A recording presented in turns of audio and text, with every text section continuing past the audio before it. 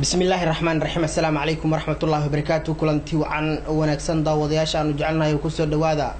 برنامج كحلية ذا نقله هذه نقبرتين تضبط كان وحن كو إيجدونا محوقبتا ويب سايت كاسبورتيغا ee lagu magacaabo golasha.net maxay sayihiin maxay tahay baahida keentay in website-yada Soomaalida qaarkood ay noqdaan kuwa u gaar ah isboortiga. barnaamijka waxa marti iigu ah isla markaana igala qayb galaya milkiilaha website-ka golasha.net oo kamid ah website-yada caanka ah isla markaana aad u falanqeeya arrimaha isboortiga. gudoomiye soo dhow marka hore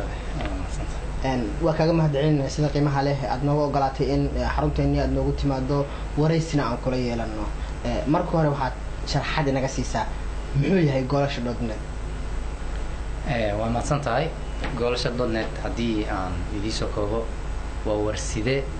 faaqido ciyaaraha. waa website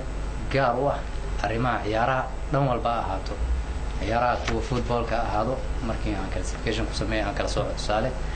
footballka ahaado ama ha ahaado ciyaaraha kale ee Olimbikada caadiga ama orodka ha noqdo ama basketballka ha noqdo dhan walba ciyaaraha aan tabina oo gudaha dalka iyo banaankaba. waa gartay laakiin waxa la isweydiin karaa ma ciyaaraha Soomaalida oo kaliya ay tabiyaan Champions League Serie A da Talyaaniga kubee aad diradda saartaa? waxaan diiradda saarnaa oo inta badan oo hadaf noo ah ama yani target noo ah inaan diiradda saarno baahida isboorti ee qabaan dhalinyarada Soomaaliyeed inaan buuxino. tusaale ahaan waxaa jirto in website-yada qaar ama idaacadaha qaar aysan ka xaqabtirin ciyaarihii gudaha ka dhacay yani ciyaaraha dalka oo kale inaysan ka xaqabtirin baahida ciyaaraha dalka ka jirto website-ka ka xaqabtira dadka aan nahay. sidoo kale ciyaaraha dibadana sidoo kale Champions League aato ciyaaryahanada afarta horyaal hadda dhalinyarada ay xiiseeyaan sida Premiership oo kale iraade Germany Bundesliga oo kale Spanish Premier Division ka inta kale yani waxa dhalinyarada ay xiiseeyaan oo dhan yani target noo ah. goorma la asaasay website-ka golasha.net waxaa la asaasay bishii September 2007. qaab nuucee ah ayuu shaqadiisa ku bilaabay? runtii shaqadiisa wuxuu ku bilaabay markaas inta badan waxa aan sii dayno oo maaragtay oo aan tabino waxay u badnaayeen ciyaaraha dibadda ay u badneed. sababteedana waxay ahayd wadanka markaas wuxuu ku jiray xilli kala orod iyo culays badan oo wadanka ka taagan yahay. dhalinyarada ma jirin ciyaaro gudaha oo maaragtay awood leh oo saas u socda maadaama culays badan wadanka uu ka jiray. saali ajligeed marka waxaan dhalinyarada u soo deey jirnay ciyaaraha dibadda inta badan maaragtay aan la socodsiin jirin. weliba xilligaas ma jirin maxaa la yiraahdaa ishe qanaadyo ama kanaalo ciyaaraha live-ka u soo tabiyo. tusaale England Premiership oo kale haddii ay jirto 3 ciyaarood oo saddexdaba ay kala daran yihiin oo awood la ideelayaan macnaha 3 kulan oo xasaasi haddii jirto kanaalo ay ka fiirsadaan oo inay wada helaan ma dhici jirin macnaha. tusaale waxaa dhacayso in hal ciyaar kamid ay helaan labada kale ay waayaan ayagoo u xiiso qabo. laakiin anaga waxaan u saarnaa ama xilligaas xitaa cariiriga uu jira aan u saari jirnay si live streamer ciyaarihii oo dhan inay ka fiirsan karaan website-ka. waa gartay mararka qaarkood waxaan xogogaal u ahaa ciyaaraha ka dhacaya Muqdisho oo si toos ah loo daawanayay. arrimahaas sideen kugu soo galeen? runtii waa kuu sheegay inta badan markii laga soo tago waqtigii hore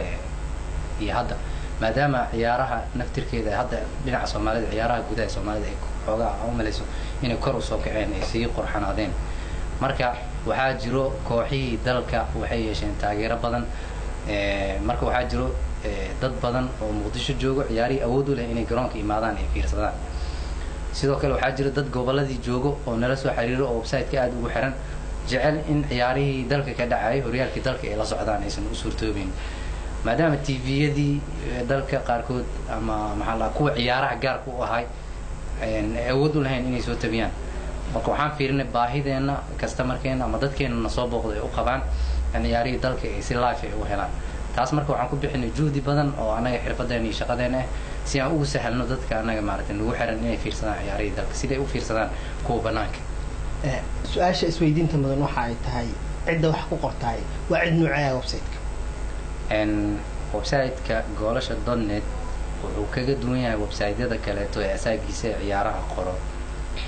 wuxuu adeegsadaa ee wax ku qoro dad professional ah oo shaqadooda ay kala qaybsan tahay tusaale ahaan waxa waaye dad qoraayaal oo gaar ah jiro tifatiraa jiro waxaa jiro dad photographer jiro oo gaar ah marka qaabkaas aan hawsheena aan ku wadnaa macnaha oo kala qaybsan tahay micnuhu waxaad ula jeedaa ciyaaraha horyaalka dalka ingiriiska oo kale qof baa u qaabilsan Serie A Talyaaniga qof baa u qaabilsan Soomaalida qof kale isagana Soomaalida dhacdooyinka ka dhaca ama ciyaaraha ugu dambeeya dhaca qoraa jira aad iyo aad horyaalada tusaale horyaalka ingiriiska oo kale England Premier League oo kaleeto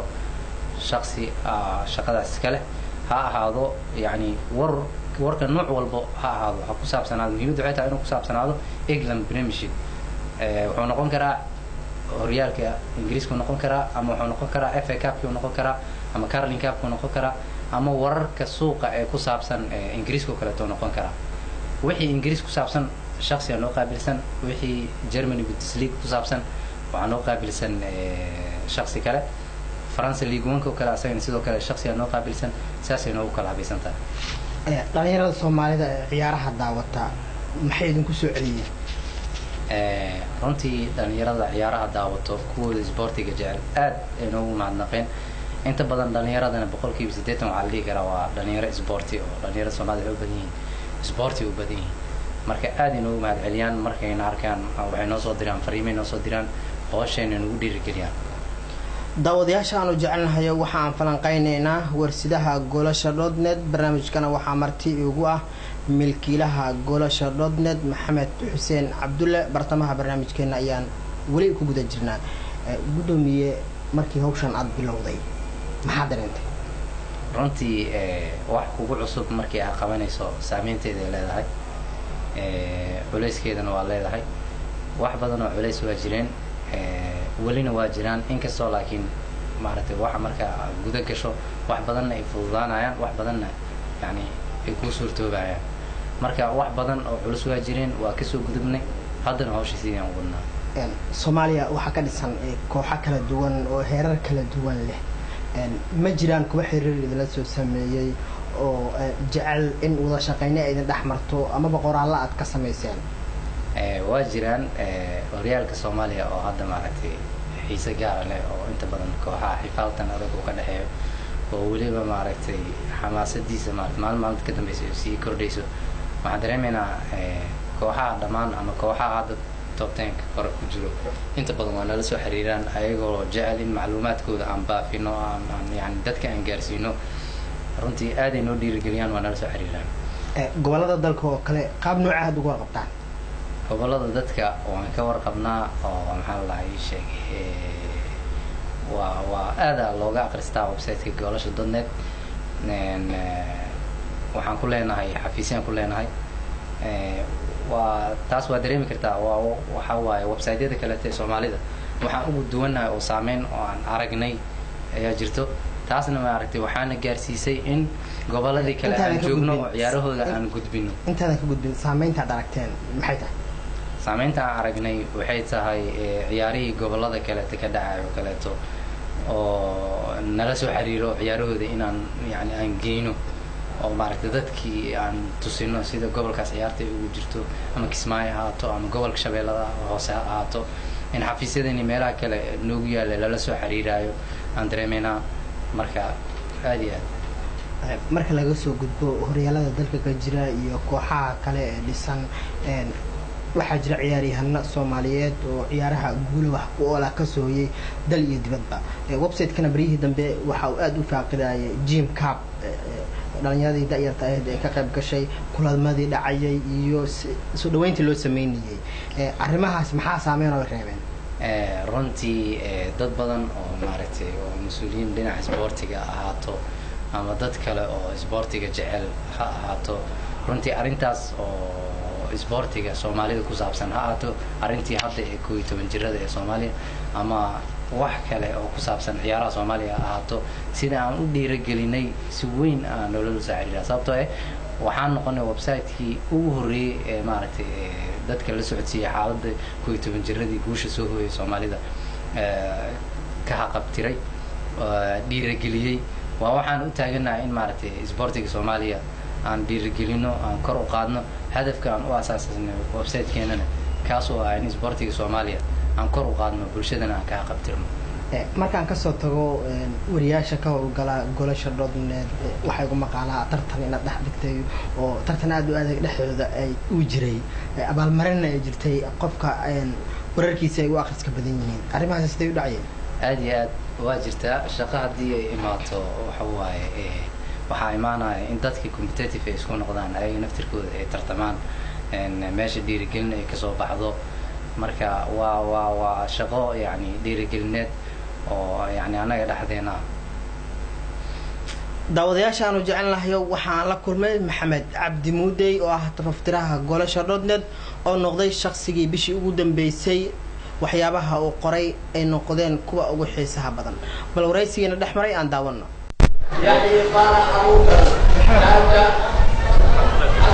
daawadayaasha aanu jecelnahay Maxamed Cabdi Muudey waa madaxa barnaamijyada idaacadda gobolka ee magaalada Muqdisho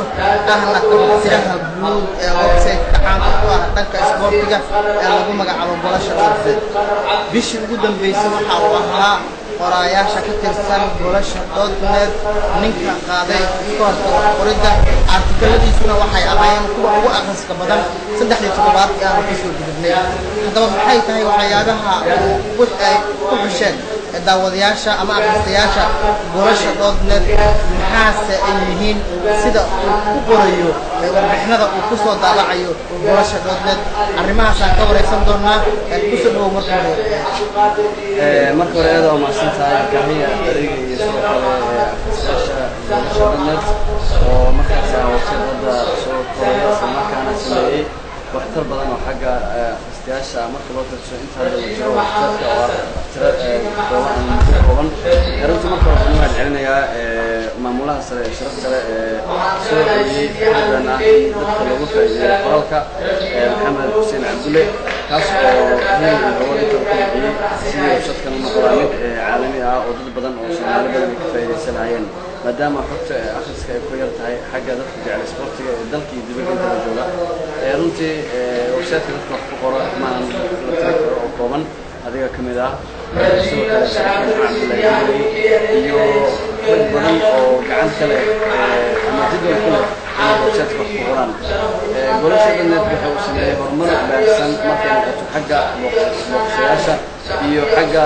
likes-ka ee Facebook-ga maxaa yeelay hadda kun ayaan soo dhaafnay markay noqoto xagga likes-ka golasha.net maantina waana arrin ay soo jeediyey ilaha website-ka kaas oo habeen iyo maalin ku bixiyay juhdi badan sidii website-kan u noqdaa mid horumar badan xagga ka sameeya aragtideena loo jeedin ku ayaa in website-ka kaalinta kuwaad ka galo website-yada xagga isboortiga kuwa gudaha laga leeyahay iyo kuwa caalamka laakiin waxa la isweydiin karaa warbixinada waxay noqdeen kuwa ugu xiisaha badan ee akhristayaasha u tirada badan ee website-ka soo booqdaan doodadii ugu dambeeyayna kaalinta kuwaad ayaa noo galay kaalinta labaad digray waa u mahadcelinaya isagana waa salaamaya dhowr jeer kaalinta labaad galay iima aysan suurtagelin in halkan aan kusoo bandhigo laakiin waxaa ii suurtagashay inaan ku waraysto maxay tahay waxyaabaha runtii horta in wax la qoraa qofku wuu iska qori karaa laakiin dadka waxay xiiseynayaan waxay tahay wax xaqiiqada ah haddana soo jiidashada leh sida qoraalka iyo ciwaankiisaba maamulaha website-ka marka hore ayuu ku fikiray in website-kiisa ay qoraan dad background-ku uu fiican yahay tayana ku leh ama tayo ku leh markay noqoto wax qorista marka mar walba anaga dadka waxaan u doorbidnaa ama aan u soo bandhignaa ama aan u qornaa qoraalka bulshada leh ee adduunka markaas saameynta ku leh laakiin war walba sagan soo qoro laakiin war laga fiirsaday muuqaalkiisa wata qoraalkiisa wata calaamadaysan liid fiican leh ayaan u soo bandhignaa hadday noqoto xogta dalka horyaalka lagu socda ciyaartooyda wax kuseeya jeceeladooda iyo maqaalo noocaas oo kale markay noqoto dibaddana wararka degdega wargeysyada iyo jaraa'idada adduunka waxyaabaha ay qoraan sida ciyaartooyda adduunka ugu sameeya waxaa jira hab ay kooxaha u kala saarayaan oo kooxaha adduunka u waaweyn ayaa inta badan wararkooda inta badan dambada sidaas ayaa anagana kala raacnaa iyo ciyaartooyda sida ay raggiga adduunka u kala culamaa ilaahay meelkiisa waxaa inaan maalin ka dambaysa si dadkeena meesha daalin karno laakiin hadafkeena weli maxay kaaga dhigan tahay in bil baad walba qiimaynteeda sameeyo kaalin kooda gashay toddobaadka kale kaalinta kooda gashay toddobaadka kale kaalinta kooda gashay dareenkaa ugu haysta runtii nolosha dhan ay ku kooban tahay in laisku abaalmariyo oo qorayaasha la abaalmariyo abaalmarinada ay ka helnana mahana meel la soo koobi karo maamulada sare runtii waxaan rajaynaynaa inaan mar walba aan ku tartami doono adigii anigii asxaabta kalaba barnaamijka akhriskiisa iyo liidadka iyo wararka ay ku kala fiican runtii sharaf ay tahay saddex mar isku taagno kaalinta kooda xagga akhriska waana sii wadi doonaa jahdigayga mar walba waxaan ka fikiraa sidii aan warar saameyn loo samayn lahaa taasna sababta aan galayo runtii dadka dadaalaya aniga iyo digri kamidhiina waxaan saaxiibayaal sii wada jahdiga maamulaha wuxuu noo kala qaaday in abaalmarinta uusan ka gaari doonin annagana inaan wax qorna kala gaari doono haddii la yaraado ugu dambeyntii akhristayaasha waxaan kusoo gudbi doonaa bridgeka warar muuqaal ah oo ku saabsan tababarada ciyaartooyda Soomaalida sida u noolyihiin noloshooda sida bulshada u dhex galaan ciyaartooyda ajnabiga hadda ay jooga luqadda Soomaaliga ilaa intay ka fahmeen sida u noolyihiin cuntooyinka cunaan ayagoo jooga xerooyinkooda lagu xanaaneeyo ayaan usoo bandhigi doonaa ayagoo muuqaal ah marka akhristayaasha waxaan kusoo gudbi doonaa wixii laga bilaabo aan xoog saari doonaa muuqaalada awal qoraalka ayaan akhriska laakiin markaan muuqaalo barkeji ayaan samayn doonaa fiijaro sida u nooleeya ciyaaryaanka sida dadka u dhaqmo waalidiinta siday ugu dhiirigeliyeen intaas oo waxaan ka diyaari doonaa taariikho gooni ah oo inoo soo socdo oo inoo bilaabo doono musalsalo ayaan ka diyaari doonaa haddii la yaraado aad buu u mahadsan yahay kaasi waxa uu ahaa muftiraha guud ee goolasha.net ahna madaxa barnaamijyada idaacadda ciyaaraha gool FM waa ku mahadsan yahay kaalinta waxaan qoraalka ugu geystay goolasha.net sidoo kale waxaan rabaa in halkan aan ugu mahad celiyo saaxiibadii qaaliga ahaa ee dhanka shaqada maxamed digire iyo maxamed xuseen cabdulle waa mahadsantihiin waa gartay haddaan dib kugu soo noqdo maxamed waxa uu tilmaamay in dhowr jeer kaalin uu galay abaalmarino la guddoonsiiyey toddobaadyadii ugu dambeeyay dhanba oo ahaa ninka kaliya ee qoraaladiisu ay ugu akhriska badan yihiin sidee qiimeyntaasi ay ku dhacday waxaa jiro oo noo samaysan oo inta badan aan ku dhaqanaa waxaan sameynaa articlekii isbuuca wax la dhaha jiro articlekii isbuuca shakhsiga ku guulaysto isbuucaas lasoo bandhigaa iyo articlekii sababay in shakhsigaas uu guulaystay articlekii isbuuca waa articlekii ugu akhriska badnaay ha gaaro 50,000 ha gaaro 60,000 oo qofood ha akhrisato adi tirada articlekii isbuuc inta article isbuucaas lasoo dhigay kan ugu sareeyay uu akhriska badnaa shakhsiga iska lahay ayaa la abaalmarinayaa qoray ala soo qaadaa isbuucaas lagu magacaabaa abaalmarintana waa mid 3 bilood soconayso yani qofka kaalinta koobaad ka galo artikelada ugu badnaa ee isbuuc walba soo guuleysanaya qaato maxamedna waa sax sidoo uu sheegay waaye hadda waxaan maraynaa isbuucii afraad aan maraynaa ilaa hadda asaga hogaaminaya 4 article oo 4 week oo ku guuleystay jirta maxamed iyo saaxiibadiis maxaad ka oran lahayd runtii weli waqtiga waa furan yahay balanto waa 3 bilood 4 isbuuc ku hogaaminaa saaxiibada kale inaysan niijabin ay socdaan waqtiga jaanis ay weli kasii furan ay ka faa'iideystaan maxamedna waa hanbaliyana waa gartay marka aan ka soo tagno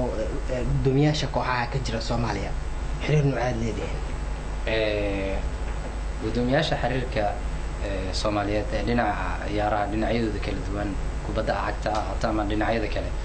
runtii waxaan leenahay xiriir aad u wanaagsan oo wada shaqeyn waxaan naga dhaxeeyo sport marka saali ajigeeda xiriir aad u wanaagsan aan naga dhaxeeyo oo waliba gobolada dhamaan ee Soomaaliyeed xiriirada ka dhisan dhamaantood waxaan naga dhaxeeyo wada shaqeyn sida hore aad igu sheegtay mararka qaar waxaa dhaca in gobolada marka ciyaar ay ka jiraan lidin la soo xiriiro oo ay dalbadaan in waraysiyo ama muuqaalo ay soo diraan arrimahaasi sidee u fulisaan runtii waxaa jirto waxaan u filnaa gobolada horta gobolada inta badan waa jirnaa oo xafiisyaan ku leenahay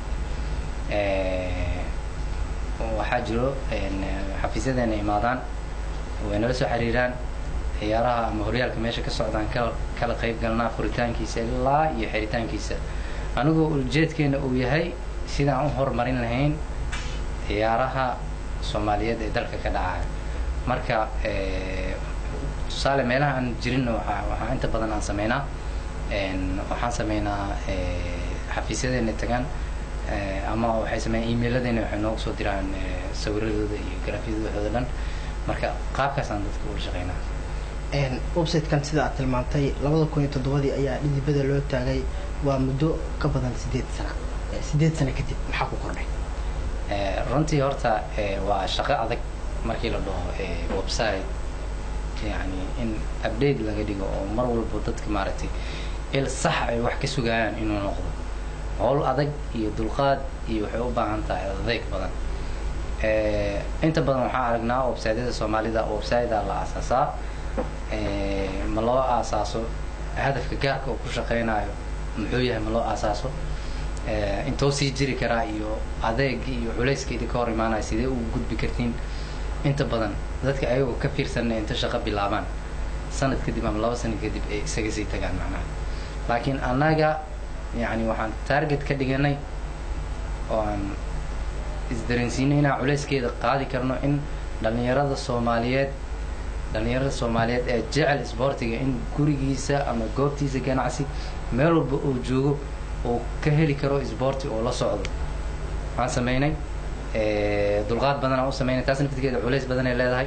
waxaan u sameynay sabar iyo dulqaad badan iyo qarash badan inaan gelino iyo waqti badan inaan gelino. waxaas oo dhan waxay u baahan tahay marka adkaysi u baahan tahay, waqti badan aan ku sabarnay.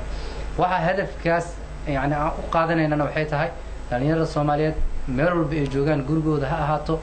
goobtooda ganacsi ha ahaato, inay helaan isboorti ay si update ay ula socdaan iyo inay helaan ciyaaryahanka Soomaaliyeed meel wixii uu geystay lagu sheego oo la asaga naftirkiisa yani haddii garoonka uu saameyn ku yeeshay oo maaragtay saameyntiisana cid meel ka soo qaaday aysan yeelan dibkeeda leedahay. ciyaartooyda Soomaaliyeed ee horyaalka Soomaaliya ka ciyaar waa meel saameyntooda bulshada kale aan ugu gudbino. runtii waxaan leenahay ciyaartooy lamida ciyaartooyda hadda adduunka ugu fiican sida Messi iyo Ronaldo iyo qaarkood, laakiin ciyaartooydeena wax dhiirigeliyo wararkooda meelo badan Soomaalideena kaleeto ogeysiiyo ama dadka kale bulshada kale ogeysiiyo ma u adkaystaan, waa yartahay yani wax sameeya waa yartahay. taasaan ku dhiiranay inaan sameyno bulshadeena, inaan yani tusino dhalinyaradeena in dad xirfad leh ay yihiin. taas waa gartay xilligii aad bilaabaysay hawshan iyo iminka oo dhow ku dhawaad 8 sano hawsha aad ku guda jirto, ma islahayd halkan ayaad soo gaaraysaa? runtii waqti dheer aan soo wadnay, ilaa 8 sano aan soo wadnay. bilowgii koobaad iyo hadda hawsha meesha ay marayso aad ay u kala fog tahay. runtii ma islahayn waqti yar aa ku gaari kartiin meesha hadda aa gaarteen oo isboortiga dhexdiisa sumcadan aa ku yeelateen oo bulshadii dhan hadeertan ay idin wada taqaano maanta heerkan aa soo gaarsiiseen isma lahayn. laakiin alxamdulilah calaa kulli xaal iyo saaxiibadii ila shaqeeyey aadan u mahadcelinahay. waa gartay haddii su-aalaha ka baxsan aan ku weydiiyo, barihii ugu dambeeyey waxaa si weyn loo soo dhaweynayay 11 jirada kooxaha dalka u ciyaara amaba xulka qaranka oo kale marka ay baxaan meel kale ay tagaan si aan loo soo dhaweynina loo soo dhaweeyey. madaxweynaha soo dhaweeyey, ra'iisul wasaarihii kulan uu sameeyey, gudoomiyihii gobolka Banaadir kulan kale uu sameeyey. arrintaas sidee ku dhacday baad leedahay? aniga arrintaas waa sax, wax jiro oo saameynteeda leh ahayd. taas waxaa dhiirigeliyey ummadda Soomaaliyeed ee jecel isboortiga iyo ummadda Soomaaliyeed ee jecel isboortinimada. annaga dhinaceena shakhsiyan maba ka reebnayn oo bulsho badan ayaan gaarsiinay dareenka iyo tixgelinta ay mudan yihiin dhalinyaradaas da'da yar ee Soomaaliyeed. marka waa arrin naftirkeena aan saameyn ku lahayn. waa gartay, laakiin maxaa sidaas loogu soo dhaweyn waayey xulka qaranka? koobkii ugu dambeeyey ee dalka Ethiopia ka dhacay waa ay ka qayb galeen, lama soo dhaweyn markay yimaadeen.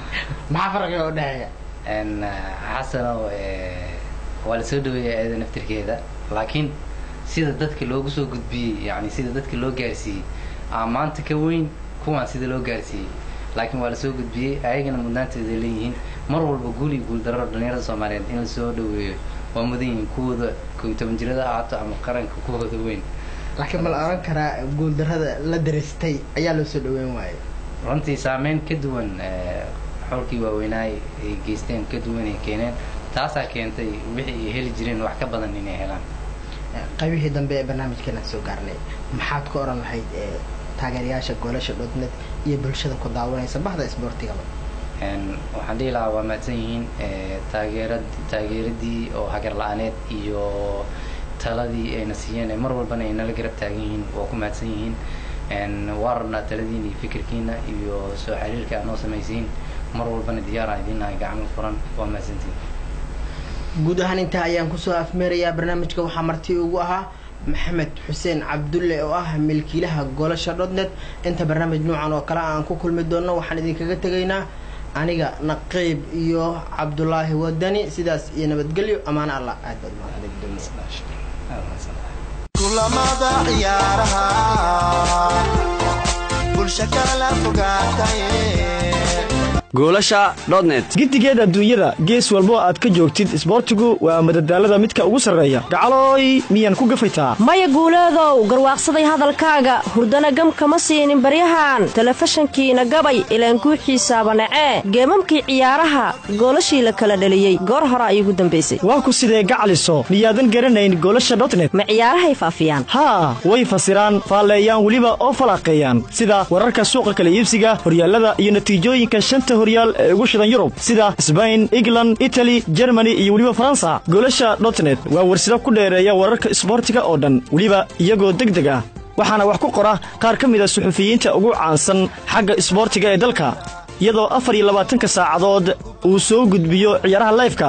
iyo wax kasta oo la xiriira isboortiga. haddaba goolasha.net waxaa sidoo kale u soo bandhigaya shirkadaha dalka iyo ganacsatada gaarka ah fursado xayeysiin waxaana adeegaaga xayeysiin lagu qaban doonaa qiimo macquul ah iyo soo dhaweyn hufan wixii faahfaahinta intaas dheer iyo kala xiriir admin@goolasha.net info@goolasha.net goolashanews@gmail.com ama telefoon lambarada kala ah eber 25 26 17 41 eber hal eber 25 26 18 23 eber 99 iyo eber 25 26 95 57 52 hal haddaba booqo oo xogta isboortiga ka raadi website-ka goolasha.net kulamada ciyaaraha